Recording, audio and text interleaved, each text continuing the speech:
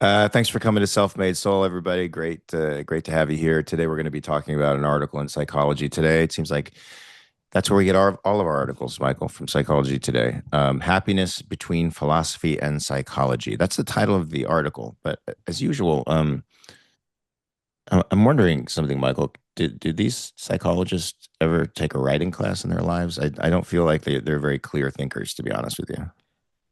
'Cause this I don't article know. was all over the place, like all the other articles in Psychology Today. I don't know. Maybe you're being a little mean, but yeah, Well, I I don't don't. want to be. So let me tell you, I don't. I often don't read the articles before I send them to you. Oh, Yeah, I got so much to do, so I just Google yeah. a topic, it comes up, and boom, and then I figure, okay, we can discuss this. If we have to criticize it, we can, or maybe we can, praise it, whatever we need to do. Well, you've since read it. And what was your I take on have it? read it, yeah. Hopefully, some of the Um, folks in the gallery have read it as well. So we're not spitting into the well, wind here. so the first thing is this is that he has this idea that he mentions early on that Aristotelian philosophy science has been gone out the window, but now but we still listen to Aristotle on ethics. It reminded me in B.F. Skinner's book Beyond Freedom and Dignity, he calls that he says that's a mistake. Why are we still relying on ancient Greek philosophers when it comes to ethics? But we've clearly seen that they were wrong on science. So uh, obviously there can be new discoveries in science and there can be new discoveries in ethics. It doesn't mean that Aristotle's epistemology is, irrelevant, and it certainly doesn't mean that his ethics are irrelevant, even if we can add, correct, whatever.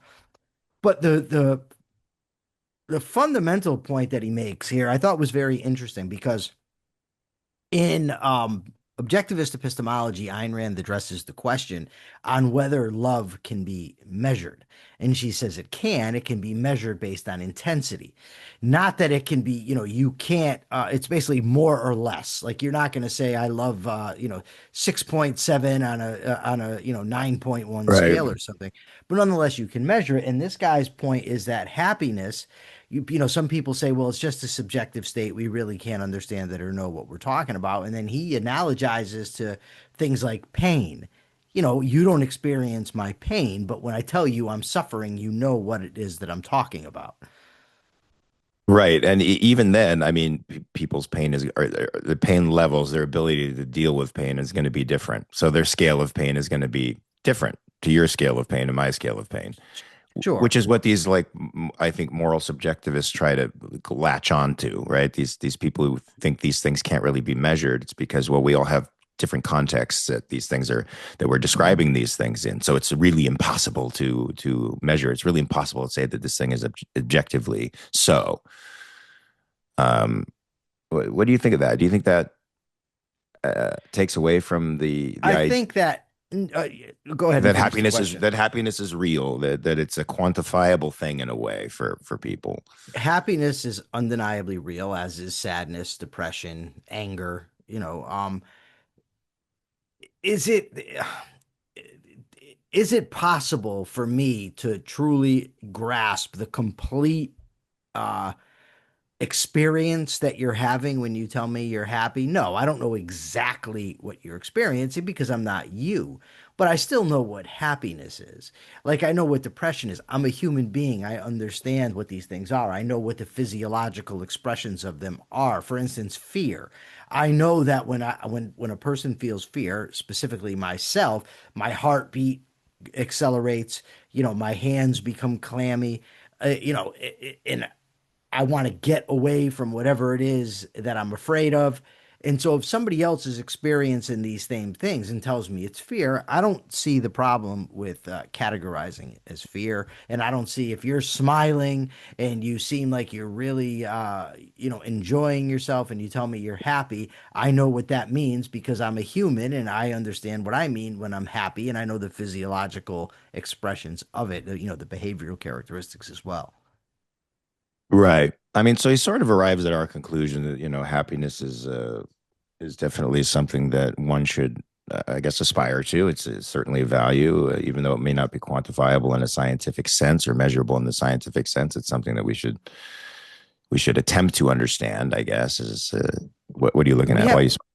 we have a Jim in the audience, and I'm just wondering if it's Jim Valiant. Oh, maybe it is. I think it is. I think it's Jim Valiant. I'm gonna believe it's Jim Valiant until I hear otherwise. So, yeah. So this little article got me interested in watching the discussion between Michael Humer and Craig Biddle, by the way, because their discussion, if anybody hasn't seen it, Craig Biddle is the editor of the Objective Standard, and is that a whole organization? Is the Objective Standard like a whole thing? He doesn't he do some other thing too? Isn't he The head of a whole objectives, I organization? think it's called the Objective Standard Institute. And it Institute is, now. yeah, and it is, I don't know if it's just now. I think it's been that way. I mean, it used to just be an Yeah, objectivist no, I mean, publication. you said, oh, it's Objective Institute now, as if because I just happened to tell you and you know now that it becomes now. And I No, don't no, think no, that's no, no. I've been reading Craig Biddle for years, and I even wrote an article that appeared in the Objective Standard. Did you? I'm going to find out about this Objective Standard Institute right now. So Okay, go good. ahead. Yeah, I think once he started breaking with ARI a little bit, having issues with ARI, he started to establish his own objectivist organization. But he has sort of a discussion with a moral intrinsicist by the name of David Humer. If you guys want to see that, Craig Biddle versus David Humer. It's not really a versus. It's not really a debate. It's a discussion where Craig tries to understand the roots of moral intrinsicism, and they sort of come Right. to very similar conclusions about things, but for very different reasons. That that life has no intrinsic value to human beings, but of course it does to beings that these sentient beings that live on the perceptual level. They Okay. just automatically I act gotta on their jump own in. I life. gotta jump in. I gotta Go jump ahead. in. Go ahead. Okay. His name is Michael Humer, not David Humer. So Did I say David Humer? Michael yeah, because Humer. you're thinking I of the keep calling him philosopher. You're thinking of David David Hume. Hume. Yeah, No, they're no, I'm not the not. same guy. No. I have had 2.5 hours of sleep, so that's Yeah. I'm not really thinking. Michael Humer, folks. Yeah. Michael Humer. Okay. And he's not an intrinsicist. He's an intuitionist. Oh, sorry, moral Yeah. intuitionist. Yes, this is And, what you get for two and and a half hours of sleep, guys. yeah. Moral And I got to tell you intuitionist. something.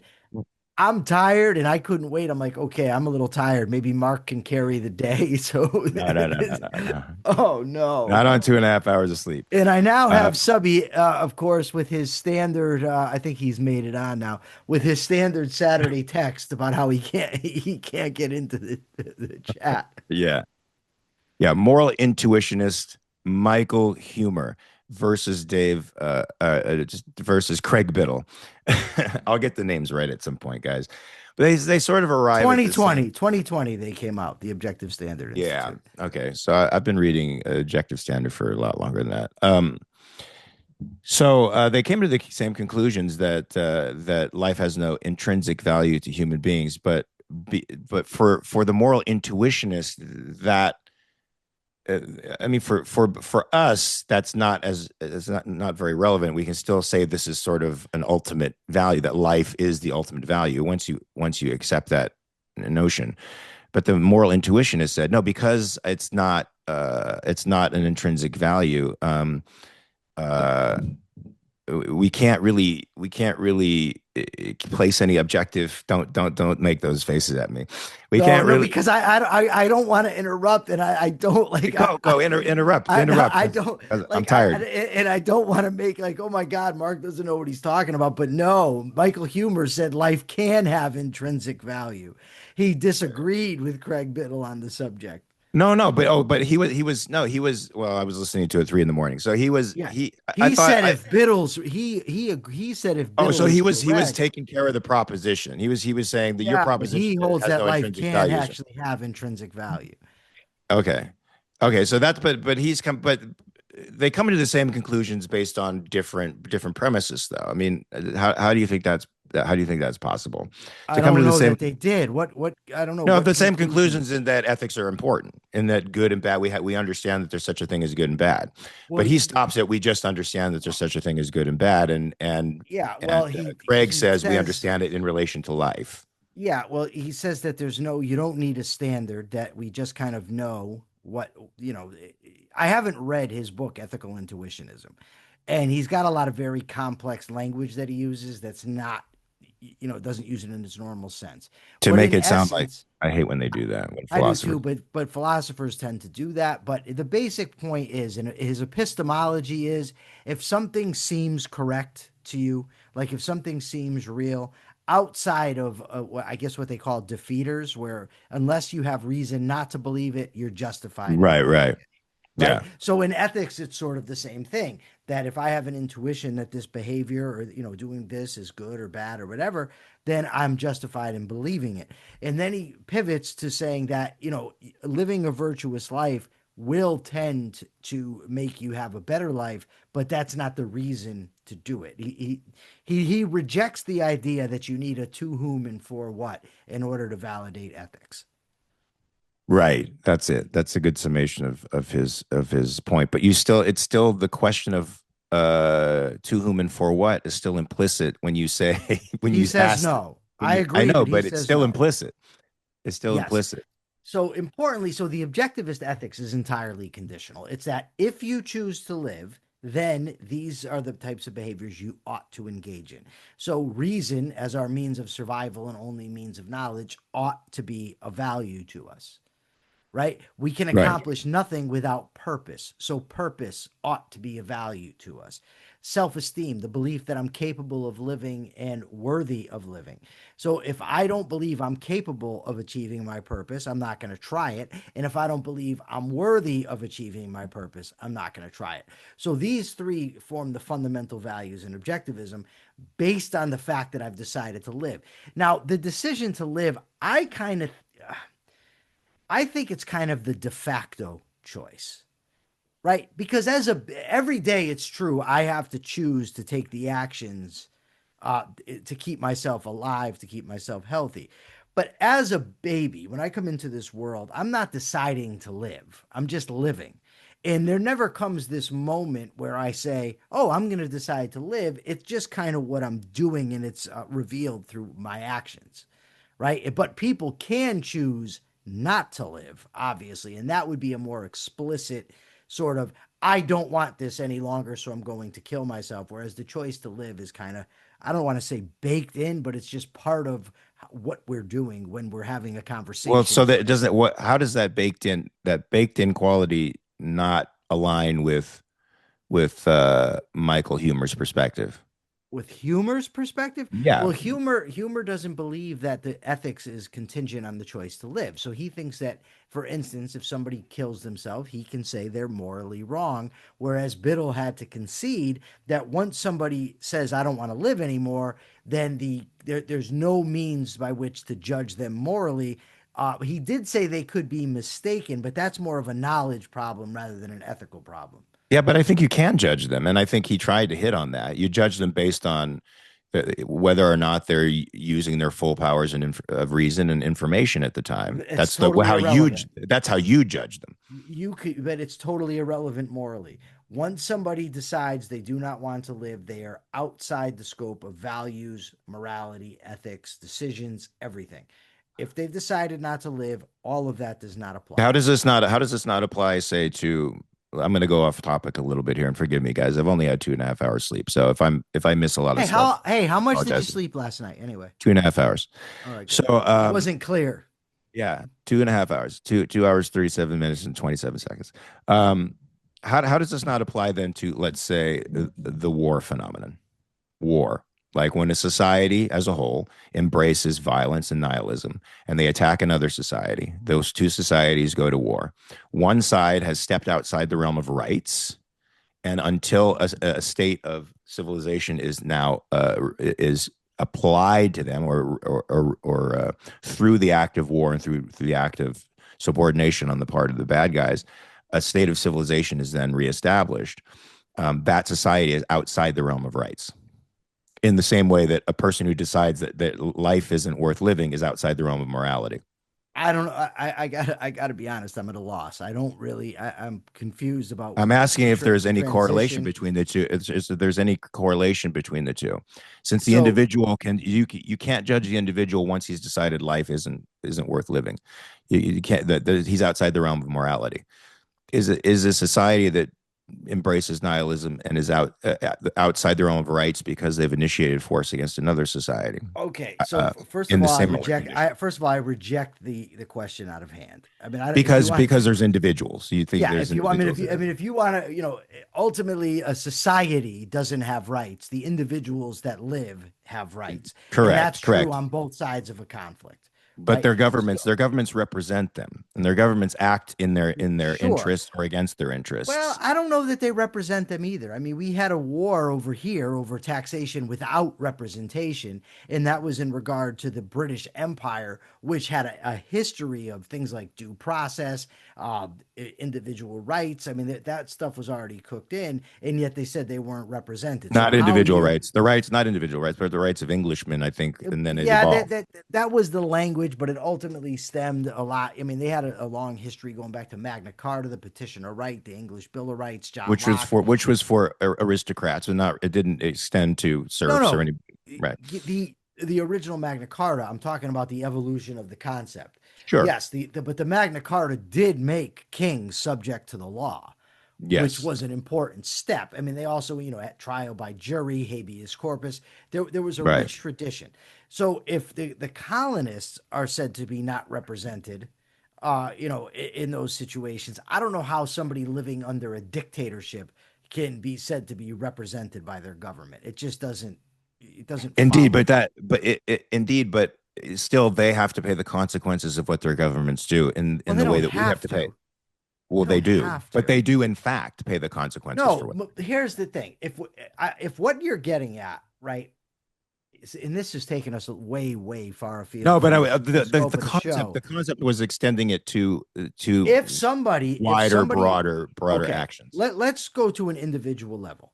If an individual rejects the concept of rights and initiates force against you, let's just use you Yes. and me, and let's just Yes. assume I'm a lot bigger and a lot tougher than what I actually am. Okay, now if I come over to you and I want your cap, and so I demand that you give it to me.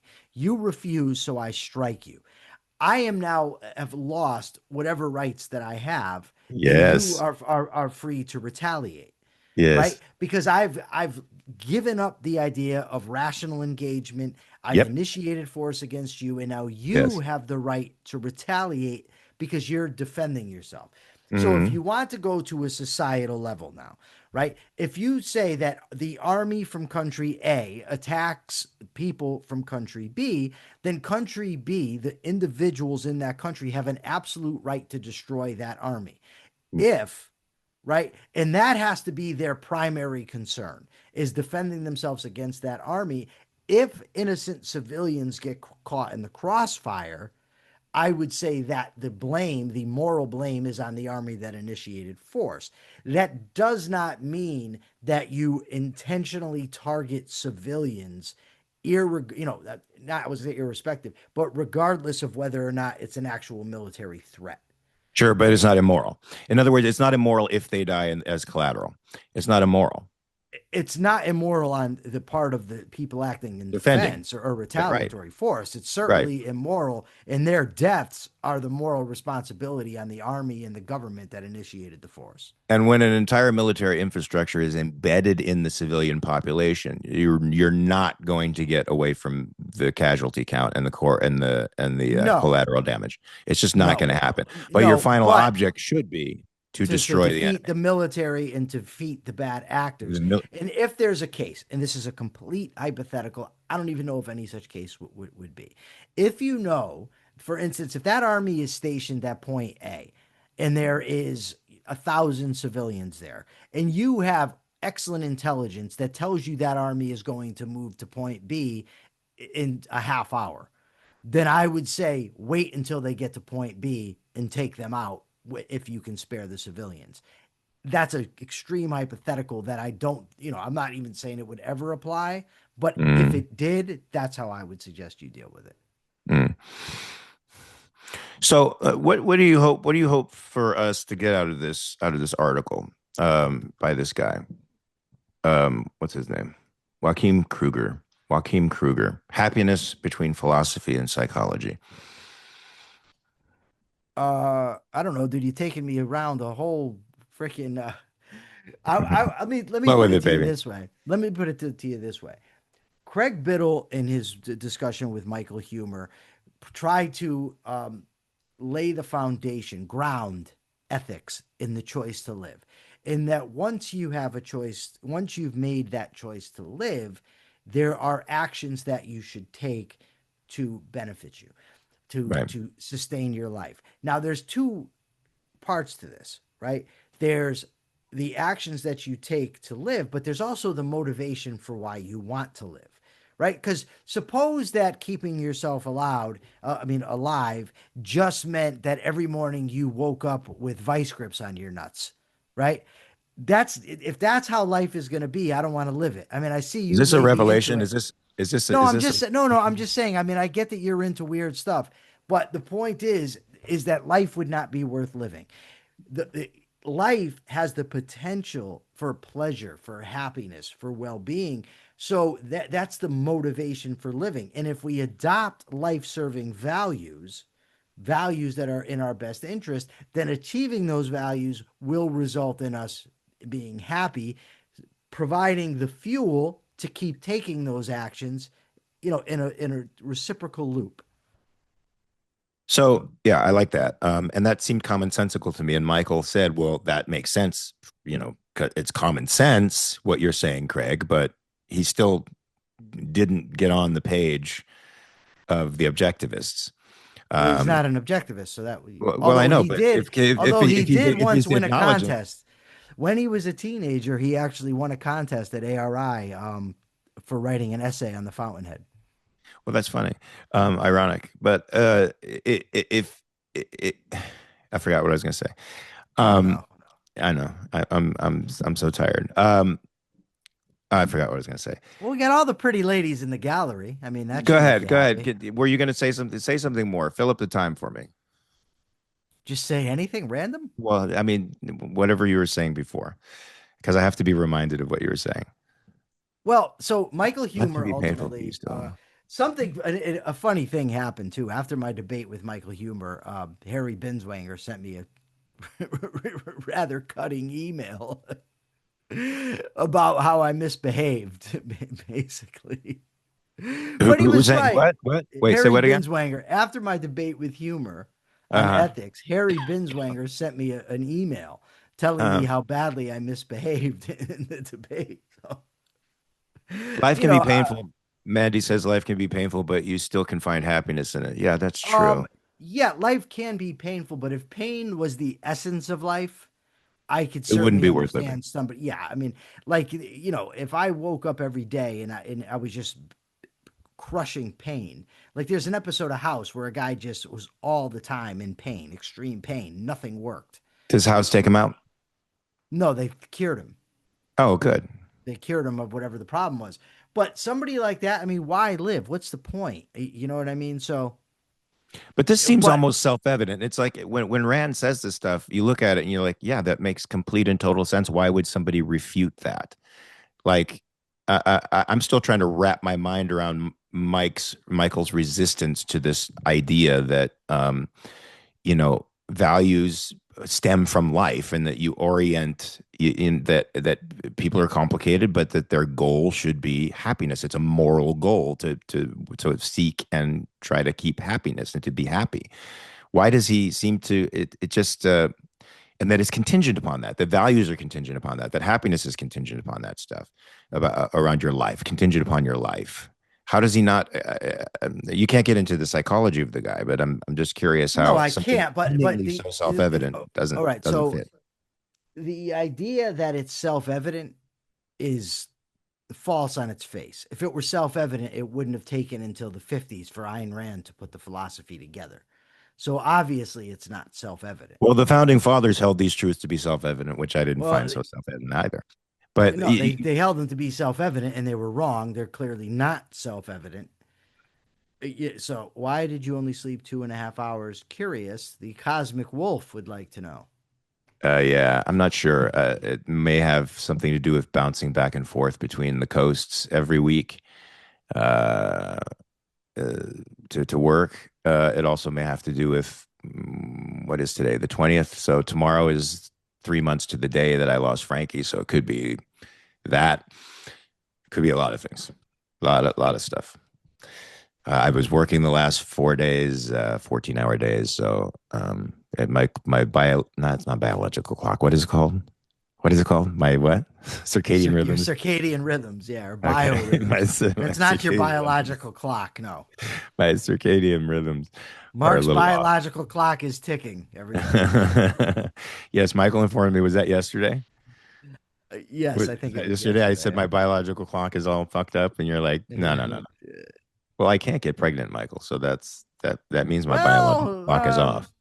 yeah, I don't think it means it's off. Maybe I don't know. I'm not really comfortable talking about your menstrual periods or whatever it is you want to discuss here. We're here to discuss ethics or psychology and philosophy, and somehow we're now on men getting pregnant. So I don't know why humor comes to the conclusions he does. I found him when I debated him to be a very slippery kind of guy.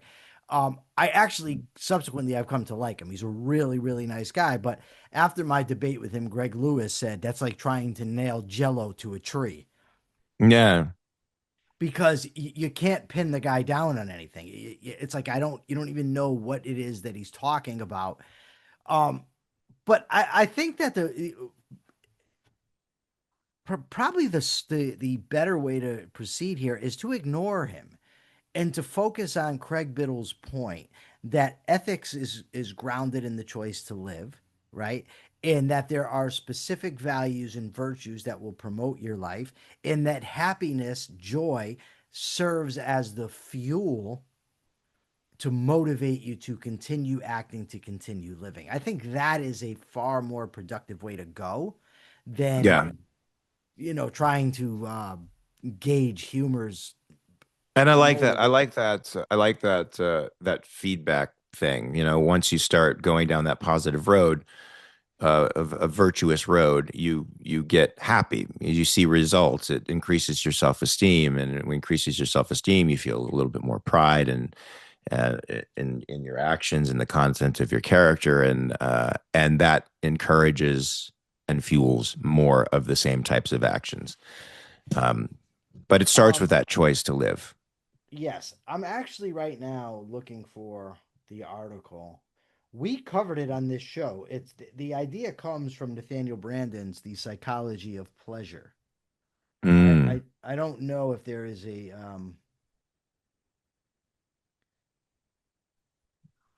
it doesn't seem that there is that there. I was hoping I would be able to find an article online where they had it, but I don't. But there's numerous.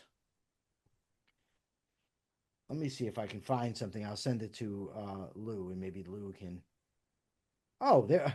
I googled the psychology of pleasure, and we came up. Oh, really? Yeah, the episode that The episode that we did. I'm laughing. Where's Laura? Laura with her picture. She she put in the thing. All I read it says I've slept around 8 hours total in the last 48 hours or so. But the first thing I saw was I've slept around, and I'm like, okay, where are we going with this in this discussion? Wait. I've slept Sleeping around eight around is hours not the the last means to 48 hours. happiness. I can tell you that. All right. So uh, ultimately, we don't have it in here. The article is not online, but if anybody has virtuous selfishness, the article, The Psychology of Pleasure, is in there. So I would highly, highly recommend it. Mandy just had an interesting comment, and now I've lost it. Let me see if She well, I'll says, never be able to find it. Never give up. That one. Kathy Cassio says, my main purpose right now is to get out of pain and get my life back. I think that's Yes. wonderful.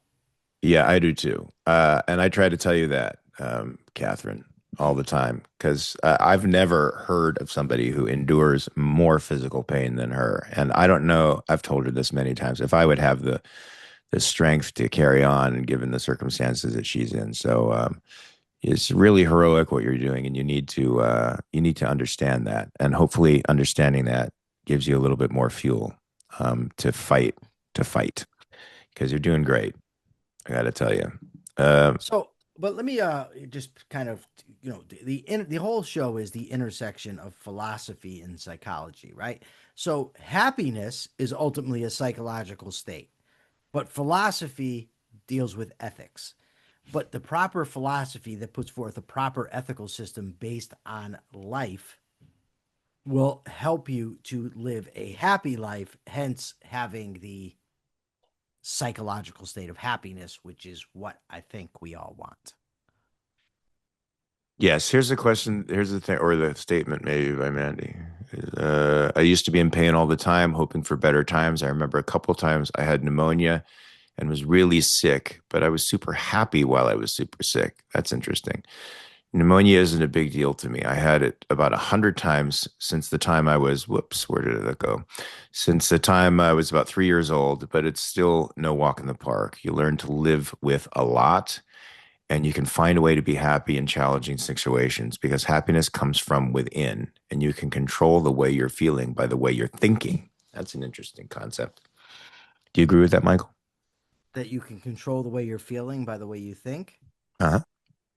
To a large extent, sure. I mean, I think there's transient moods, transient sufferings, but by and large, yes. And I think that kind of we could tie that into Jane Stewart. She says one of the things I have to wrestle with regularly with patients at work is an expectation that happiness is a permanent state that they haven't attained, can't attain, rather than something we experience and can move in and out of once we've identified the things that make us happy. And I agree that being happy doesn't entail constantly, being happy. But I do think that we can have a general life orientation where we are basically happy. Our what's the word I'm looking for? Sort of our resting state is that of contentment, of happiness. And it can go up and down, but we still have that base level of happiness. And I think that is largely attainable by the way that we think and the things that we get in life. I think people also have an expectation of what happiness feels like. They have an idea of it uh, that's not really based on their own lives, their own capacities, right? And they sort of judge it by what they see other people experiencing as opposed to what they experience. And so happiness always sort of lies outside the realm of their own experience. You know what I'm talking about? Like you have an expectation of what happiness is supposed to be. Like you have an expectation of what love should look like or romantic love should look like based on the culture. The culture gives you some ideas, and you don't really step outside that for a second to ask yourself whether or not those ideas are appropriate for you, good for you, leading you in the right direction, leading you towards love, leading you to have bad expectations or good expectations. Um, do you think that's the case where people have the expectation of feeling like they think happiness means this? It means joking, fun, laughter, as opposed to a state of contentment.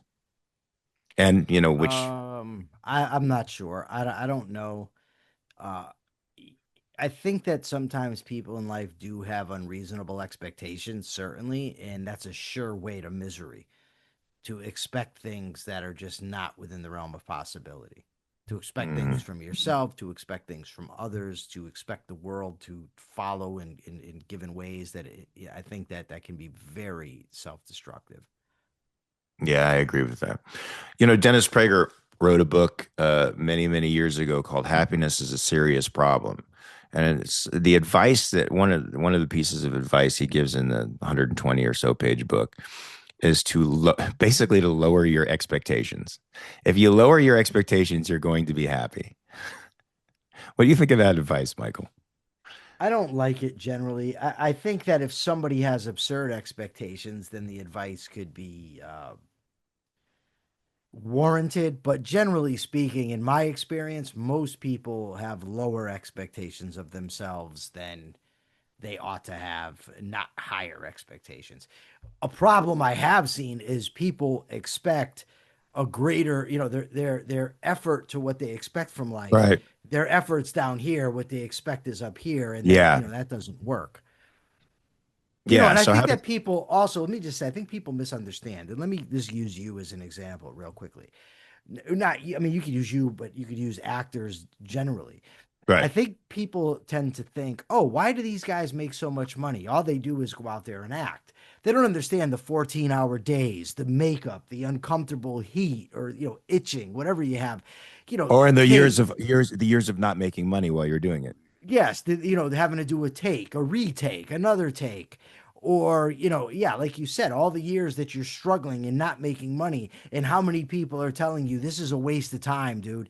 Go work at Burger King. You know what I mean? And but you keep going forward. They don't see that. They just see the result and say, "Oh, look at this guy's lucky." There's a great little book called As a Man Thinketh by James Allen. Not a perfect book, but it's good. And he talks about that. He says people see the results but not the effort, and Hmm. they ascribe it to luck because they don't understand what the person's gone through. Like I had a guy once say to me, basically that it's unfair that I get to associate with people like you or Jim Valiant or any upper level objectivists or libertarians, right? I've actually someone said that to me. What the fuck? Is that Yeah, it's not that screwy, crazy motherfucker, is it? no, no, no, no, not him. But Uh, uh, what someone that says that doesn't understand is I didn't just drop out of the sky, come in my chair, call Mark Pellegrino and Jim Valiant and say, "Hey guys, why don't you pal around with me?" Right? There were decades and decades, well, not decades, maybe 2 decades and plus in prison, studying and learning and cultivating right. my thinking, my character, so that when I got out of prison, I was prepared for the discussions. It didn't just happen out of nowhere. There were a lot of other people in prison that spent their time gambling, playing dominoes, arguing about sports, whatever. I chose not to do that. But I think that a lot of people only look at the end result. They don't Hmm. ever stop to think, well, what gave rise to this? How did this come about? Yeah, they see Eddie Van Halen and they're like, man, that guy can shred on the guitar. I want to be a rock star like Eddie Van Halen. What they don't do is they don't see him in his guitar workshop building guitars from scratch to get the exact sound that he wants, obsessing over notes and playing 10 hours a day on his guitar until his fingers bleed. I mean, that's what they don't see. And when actors ask me about success in class, Michael, they have that same sense of, I guess, entitlement to a goal or an end that they haven't really earned. And when they ask me how to become successful, I'm like, there's no magic pill. It's about you got to put in the effort, you got to put in the work, and opportunities will arise, and when they arise, you hopefully you've put in enough work to be prepared for those opportunities when they arise. There's no magic pill. There's no one off for you.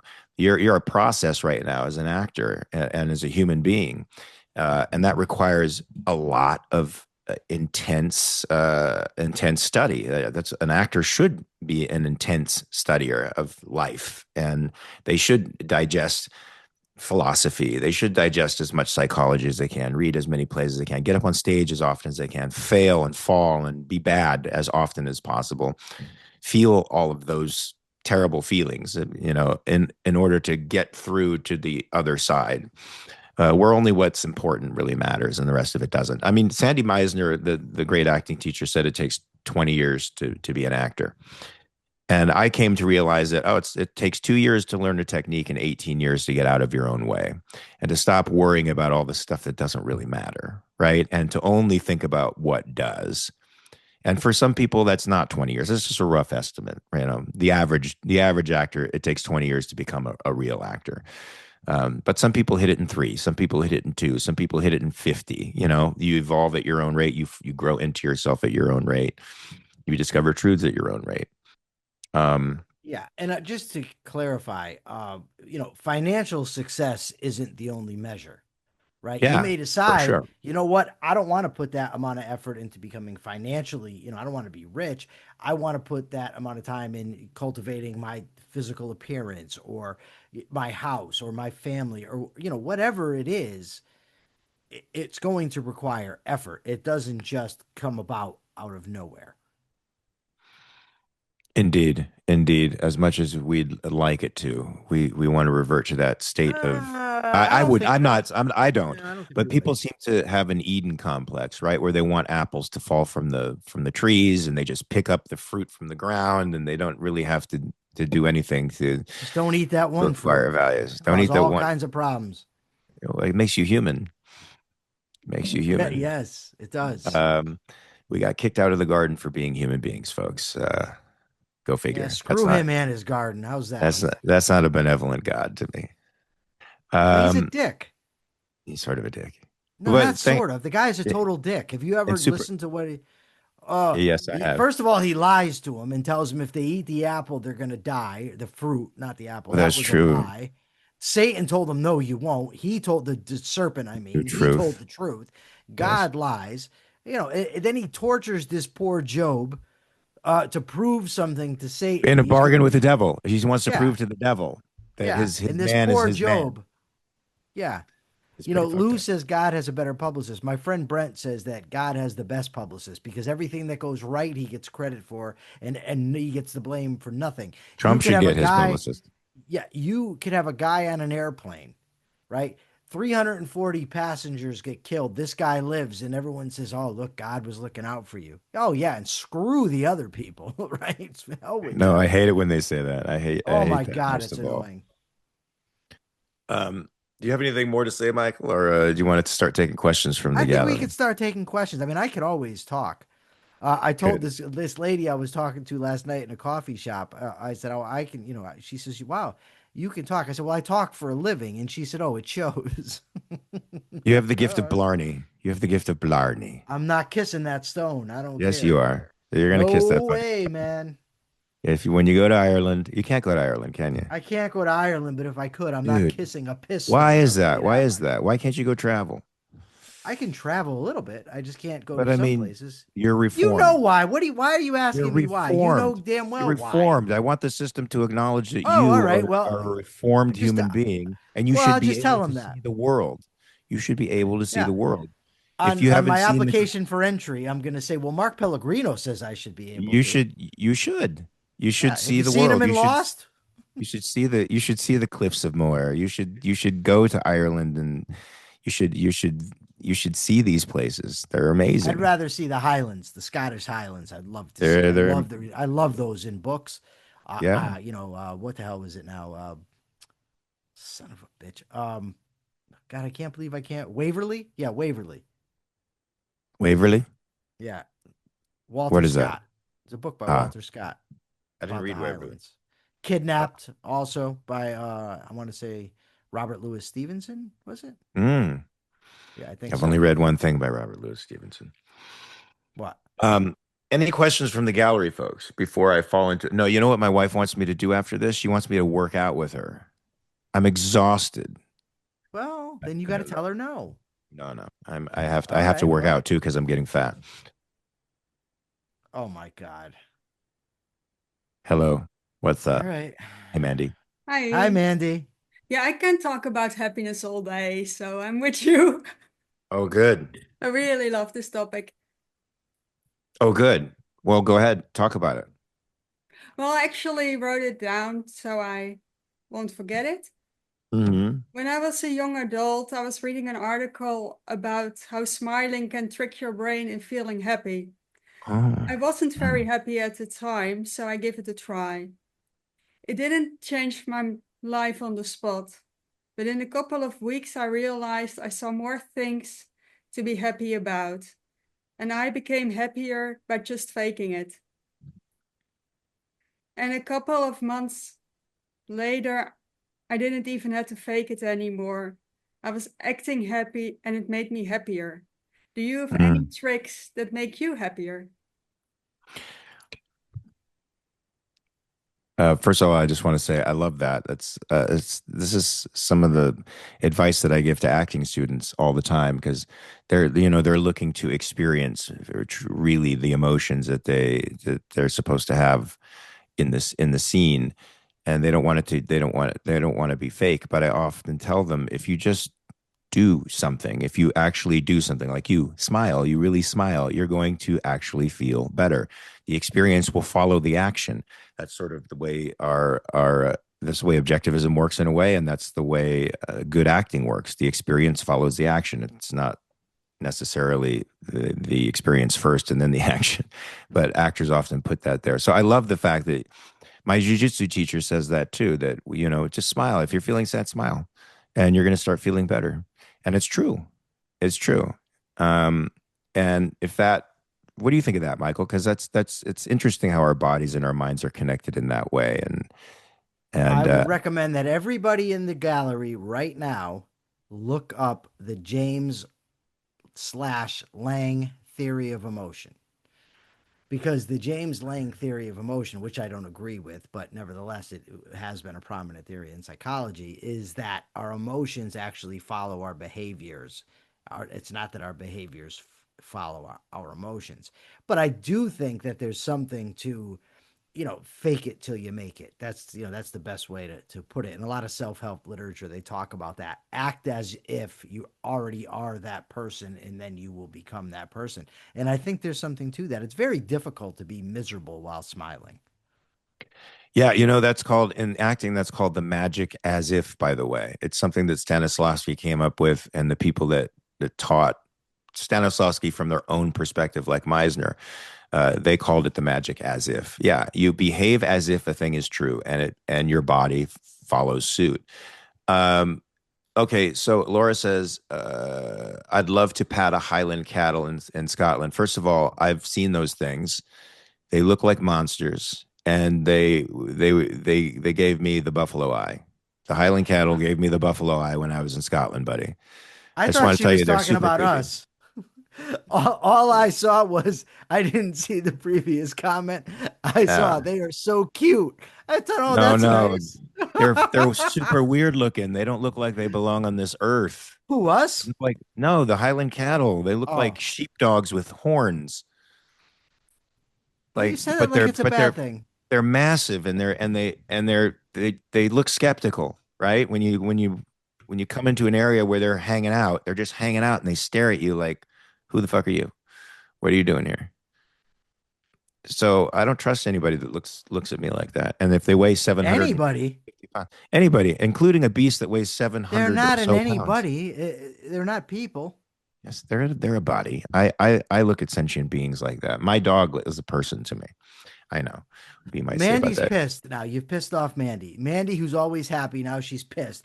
She's railing and raging against us on this Oh, that's in the right. Do we have any comments. tricks? Do you have any tricks to happiness, No, Michael? well, right now Subby's very unhappy because he can't access the show.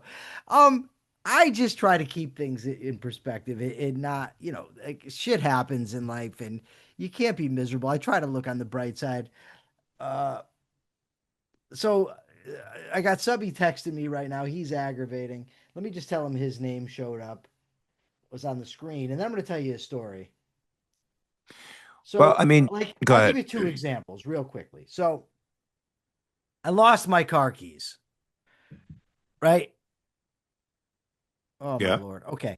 I lost my car keys and I was pissed and I had to pay $225 for a new set. When the guy gets here and is ready to have me pay him, now I found my key. So I paid 225 for nothing. So I'm aggravated a little bit, but then I thought, well, that's kind of funny, right? It is kind of humorous. Now I have a story to tell. I was able to tell it on the show yesterday. Now I'm telling it here. So I'll always be able to tell that story for the rest of my life. So that's something I got out of it. Ultimately, the $225 isn't going to break me. It sucks. I have to tighten my belt a little bit, but I'm not going to die over it. In 5 years from now, I won't even care about it, but I will be able to tell that story still. I remember when I first got transferred, I had been in the same jail from 2001 till 2019. And you get comfortable. And I got transferred to another jail. And the jail that I left was called a level 4. It's a maximum security prison. And most people there are doing a significant amount of time. So there's a certain mentality there where people want to do their time, they want to chill, you know what I mean?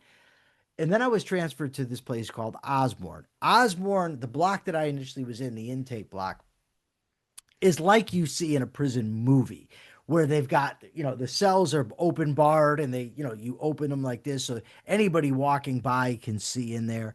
And guys just scream all night long out of these bars at each other.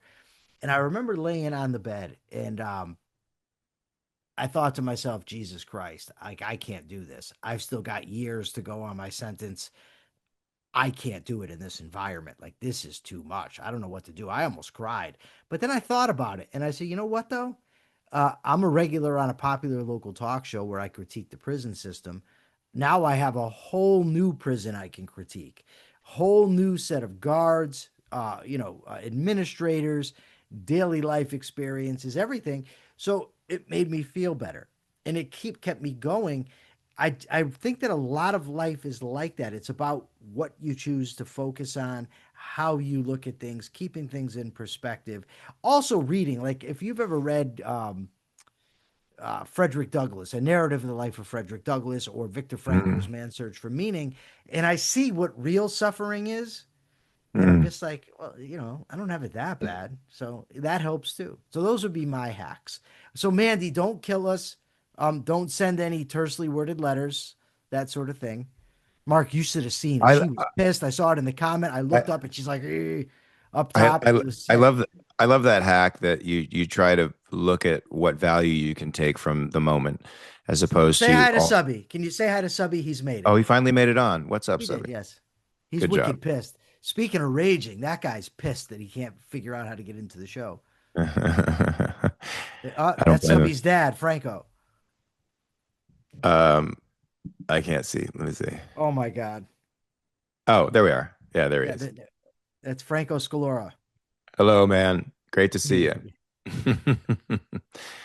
Yeah, Mandy, I like his hack that you try to find the positive in even overwhelmingly negative scenarios. I'm certainly in that boat right now, trying to find the positive. And Michael's helped me to see that with what I'm currently experiencing.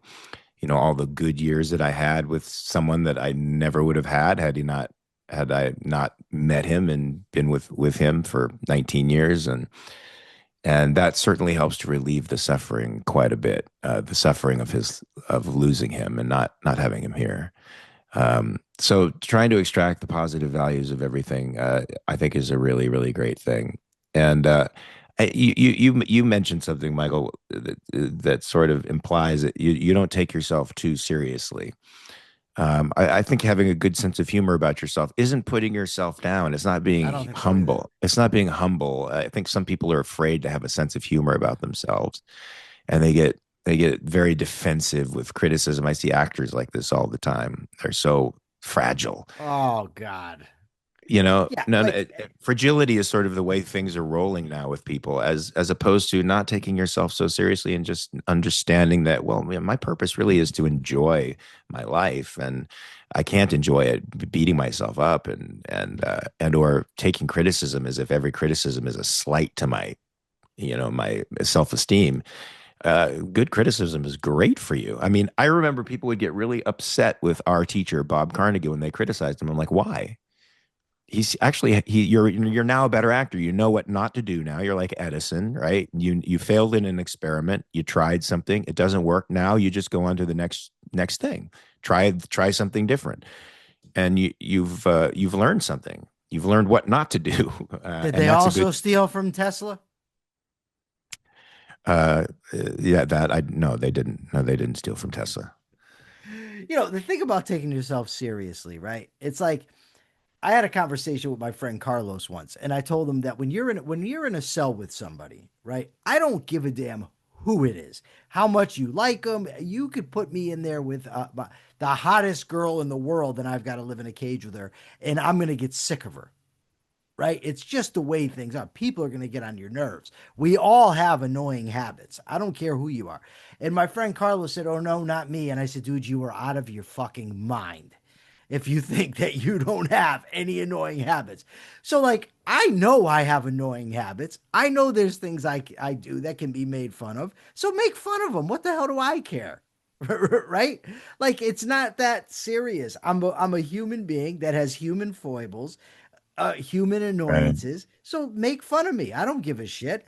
If you question my character, that's something different. Now I'm going to get annoyed with it. But Yeah. if you just want to say, "God, that dude can talk. Oh my God," I'll say, "Yeah, you're right."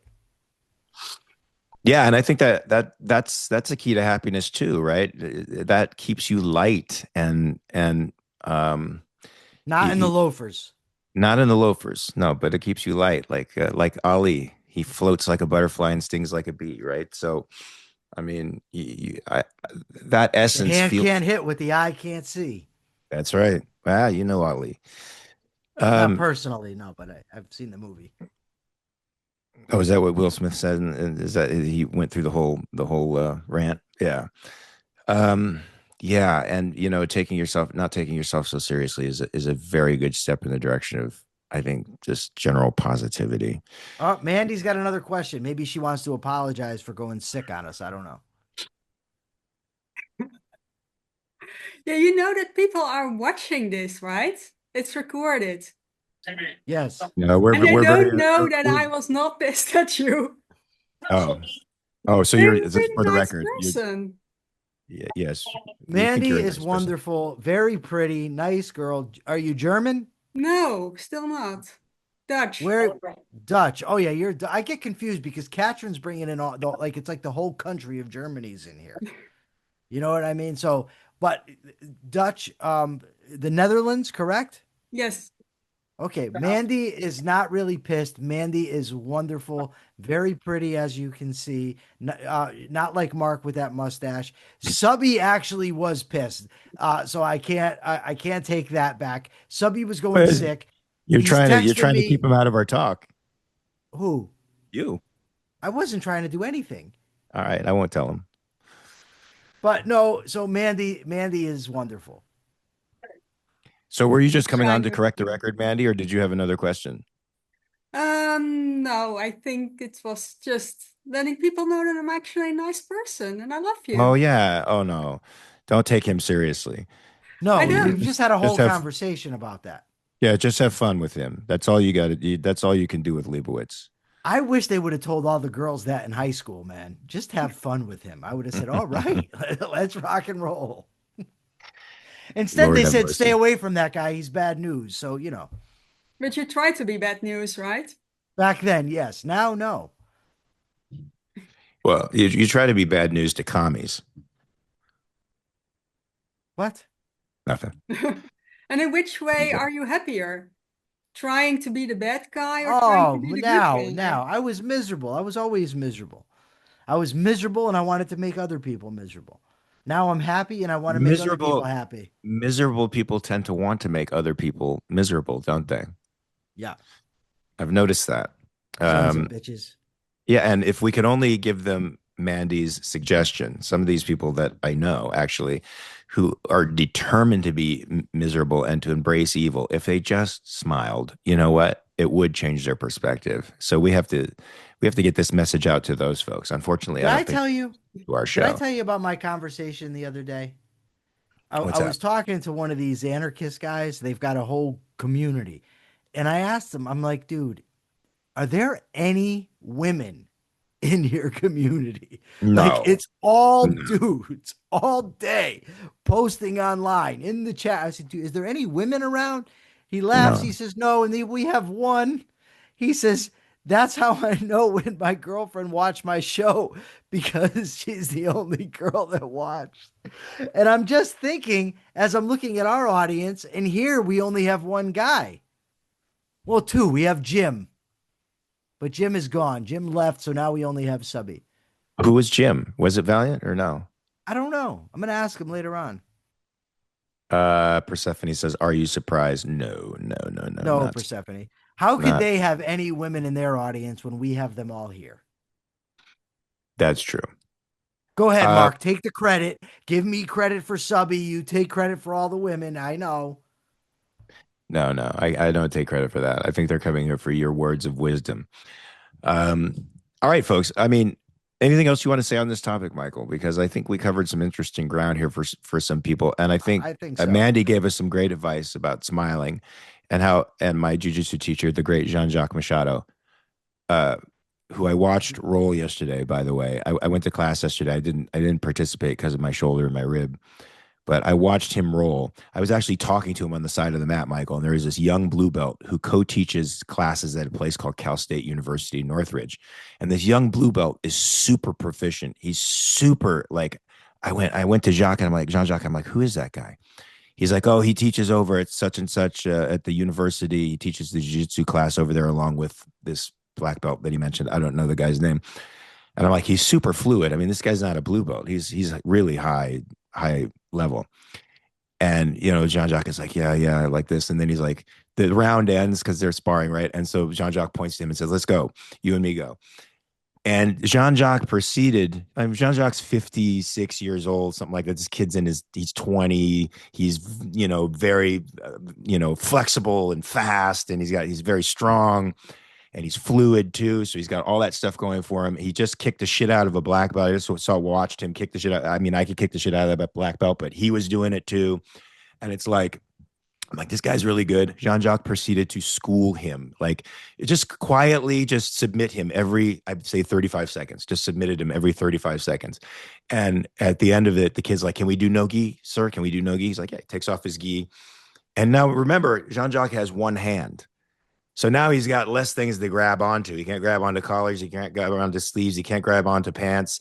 And with only one hand, now he's doing no gi with somebody and proceeds to submit him every 15 or 20 seconds. It was a thing of beauty to watch. I don't know why I'm talking. You know why I'm talking about this, Michael? Because I'm tired. Because I'm tired. I know why.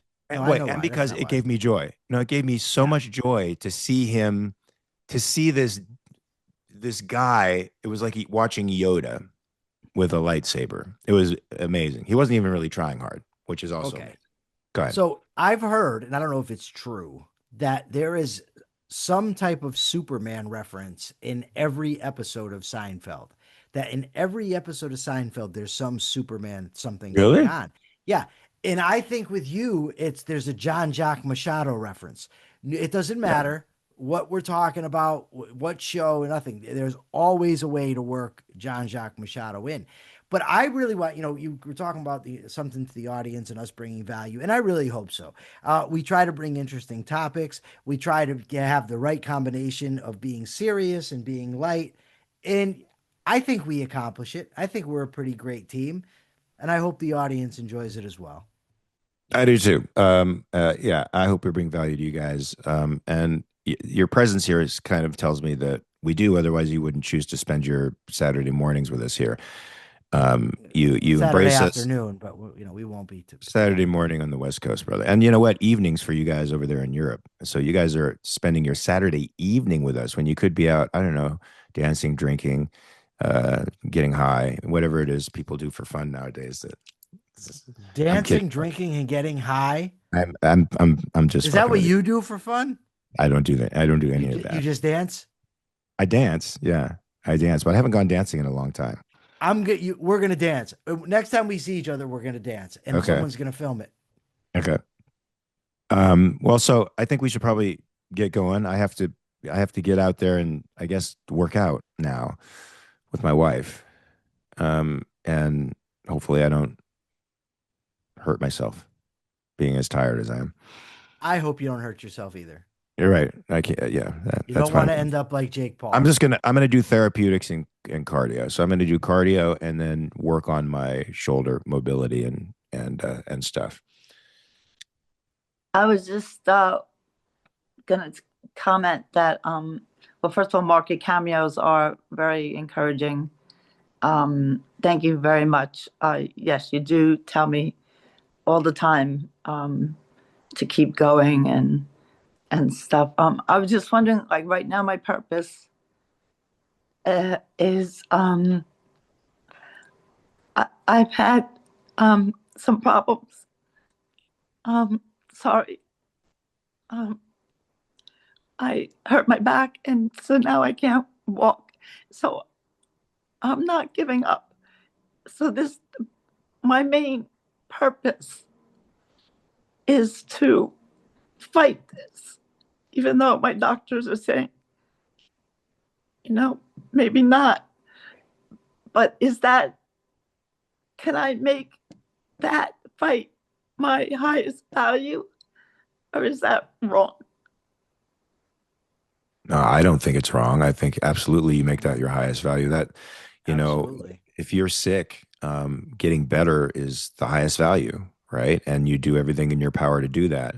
That just doesn't mean, it It means emotionally aligning yourself to the battle that's ahead, but it also means taking whatever actions you can to help you get to that goal, whether that means changing your nutrition and eating better, whether that means movement, even if movement is painful. The doctor will help you with that. But if you're not moving at our age, not moving can be a very, very hazardous thing for you. You have I always make sure I move. It's not the first time I've good. had to like fight my way out of a wheelchair, but there were different reasons for that. But Yeah. for me, it's accepting that I may not get back everything. It's like mourning. I'm getting Yeah. older, so part of it, and also accepting that I have to use one of those rollator things for a while, and I hate those things. And like in other words, just accept some parts of it is fighting, like to like you said, even though it hurts, I get up and do what I have to do, but it's also accepting that I may not get all back to where I was, and I may have to keep using a walker or something. Yeah. I really hate that. I, I don't want to accept that. I'm just, I'm sorry. I just can't accept it. So I'm just going to fight. And I hope I don't have to get to the point where I have to accept. I know that sounds weird. Doesn't sound weird. No, doesn't sound weird to me. What do you think of that, Michael? I mean, accepting where you are. Life is such a fine art, isn't it? Like, there's a Yeah. place for acceptance and there's a place for pushing yourself beyond where you think you should go. And again, I'm going to say Jean-Jacques because he's a guy who had a birth defect and probably should not have achieved what he achieved in life, but he pushed himself beyond. He accepted what he had, but not in a way. He embraced. I should say he embraced life as it was handed to him, and then went beyond expectations. It made him look at life in such a way as to make him better at what he did. And I don't know if there's a way like Michael does to turn things in a way that you look at the value, what value you're getting out of this, what are you learning about yourself, and what can you take away from this that gives you something, some fuel to go on the next day, because you need that, don't To you agree? me, I just remind myself of, not being able to walk for me and my lifestyle. It's just not acceptable. It's just, having my independence. That's why I've had all these surgeries I've had, joint replacements and stuff.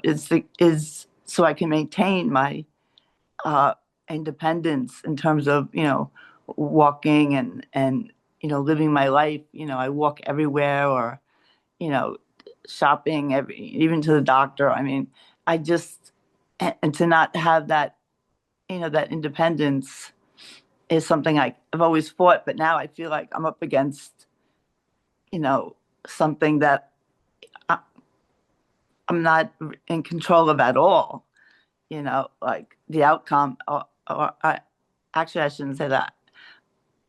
I may be in control of the outcome, but I'm just gonna. So that's what I keep my eye on. My eye on is independence, independence, and that's what motivates me. I think that's a good goal. I think that's a I good do goal. too. Mark, you said something about life being a fine art, and I think that you can do two things here, Kathy. And one is work like hell and make it your purpose to overcome it. And while you're doing that, working to overcome it, find the joy in striving for a purpose. And how do I put it? Not come to understand that even in the condition you are in now, there is happiness out there. There's joy. There's things that you can do that you can find pleasurable. So you work on both striving to overcome it and finding meaning and acceptance in it. And I don't think that the two are mutually exclusive. I think Mark is right. It's a fine art. I Yeah. agree. And I Mandy agree. says, Mandy, I don't know if you see these words here. You get to take care of you, girl, and we are here to cheer for your great work.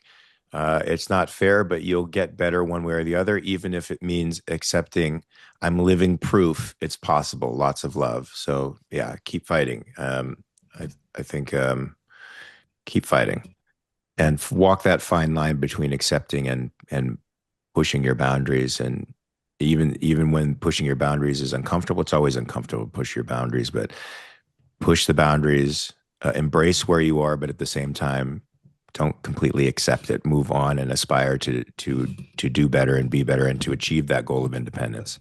Your independence might not look like my independence or Michael's independence or Cosmic Wolf's independence. It's going to look a different way, and that's what you're going to have to, I think, conform your ideal to in a way. But I think it's possible for you to be independent, and I think it's a great goal to have. And yes, it's perfectly all right to have your health as a primary value right now, because you don't have Thank you anything so without it. much. Yeah. All right. Thanks everybody. I appreciate your input. Good. Hang in there. It's a tough time of year for some folks, but always try to see the good side, folks. See what values you can take from every situation you're in, and I think you'll be happier. Any last comments, Michael, before we go? I have to get going. Just I have thank you all so much for taking this, hour and 15 minutes with us. I really appreciate it.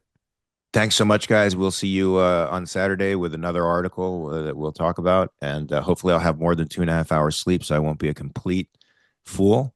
But Just well, half maybe of it's one? fun. Yeah, just half a fool. Just half a fool. But maybe it's fun that way. All right, guys. I appreciate your patience and your time, and we will see you next week. Peace.